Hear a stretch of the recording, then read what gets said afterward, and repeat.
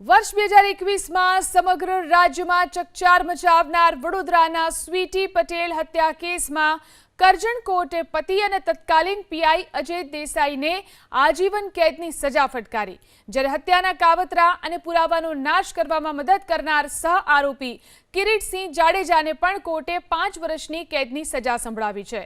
5મી જૂન 2021થી ગુમ સ્વીટી પટેલની અજય દેસાઈએ તેના કરજણ સ્થિત બંગલોમાં ઊંઘમાં જ ગળું દબાવીને હત્યા કરી દીધી હતી। ત્યારબાદ અવાવરૂ હોટેલ પાસે લાશ સળગાવી દેવામાં આવી હતી। જો કે 49 દિવસ સુધી આ કેસમાં અનેક ટ્વિસ્ટ આવ્યા અને અંતે 26મી જુલાઈ 2021ના રોજ રહસ્યનો પર્દાફાશ થયો। આ કેસ ઉકેલવા માટે તપાસમાં અમદાવાદ ક્રાઇમ બ્રાન્ચને જોડવામાં આવી।